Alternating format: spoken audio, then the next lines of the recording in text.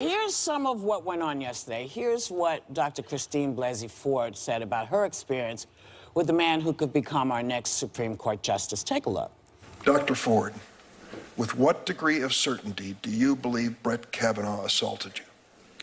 100%. What is the strongest memory you have?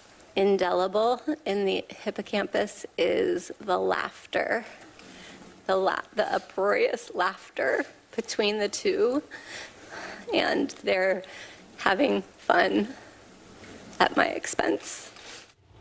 I mean, the idea, and it's something you hear women say all the time, is that my world stopped on this day and y'all continued on. Yeah. You know, your world didn't change.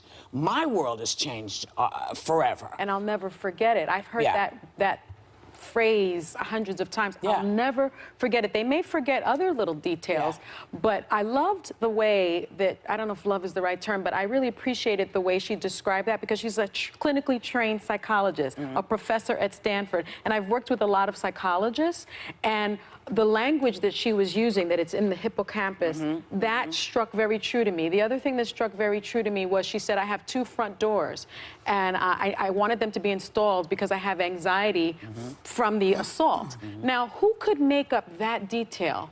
2 front doors, and who would do that? And that's something that came up during therapy. I kept on thinking, if you're trying to assess someone's credibility, that should have been the piece that said, oh my goodness, she's telling the truth. Right. It was painful, and it made me angry and sad all at the same time when she said that. Baby. She was speaking, I think, for so many women. I was listening to her yesterday, and that's the part when I got emotional, because women in my own family have been through very similar things to this, and in this audience, you know someone who has been through a tough moment where you don't tell somebody. This is real. This happens all over this country, and if anything, this is a healthy conversation to be having. And that's why I also think that having gone second yesterday, if she were the last person to speak, you might see a different outcome. Well, his rage annihilated I don't know. her. I don't know if we would have. I think that because everything was so clear, and we're going to show you Brett Kavanaugh, because he took a much different tone when he had the floor. Take a look. This whole 2-week effort has been a calculated and orchestrated political hit, fueled with apparent pent-up anger about President Trump and the 2016 election, fear that has been unfairly stoked about my judicial record, revenge on behalf of the Clintons. My family's been destroyed by this, Senator. Destroyed. Well, there were many more raging moments of his. That wasn't even one of the, I mean... I didn't pick them. Yeah, there were points. Yeah. I know. There were moments where he was so enraged. That's Look what at he the looked face. like. And, you know, for me, temperament, I'm a member of the bar of the Supreme Court. I've never argued in front of the Supreme Court, but I've written amicus briefs, and I've sat in the Supreme Court. You've got to feel the decorum that is there. I mean, those judges, you don't know what they're thinking, which is why, and Whoopi, you say this all the time, you don't quite know how they're going to vote. Now you have a candidate, a nominee, who sat there and talked to, you know where he's going to go, you know his politics, he starts talking about a left-wing conspiracy. How can he sit credibly on the court and claim to be impartial with a temperament like that? That is not the temperament of a justice.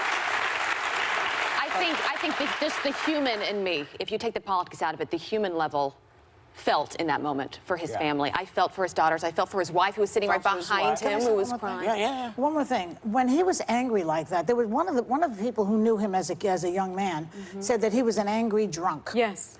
And that's all I could think about when he was acting like that. That must have been how he was when he was an angry drunk. Well, before we go, I want to read you something, because it was an exchange between Senator Amy Klobuchar. Klobuchar, yes. yeah. And that.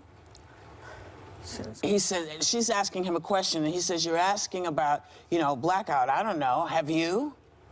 Could you answer the question, Judge? So that's not happened? Is that your answer? Yeah, I'm curious if you have. She then says, I have no drinking problem, Judge. He says, yeah, neither do I. Later, he came back and apologized for her, to her. He had to. You know, if you're going to sit there, if you're going to want somebody to talk about what is going to happen in this country, you kind of want them to be able to have conversations with each other. I think this would be a very difficult man to have a conversation with if you say something he doesn't like. We'll be back.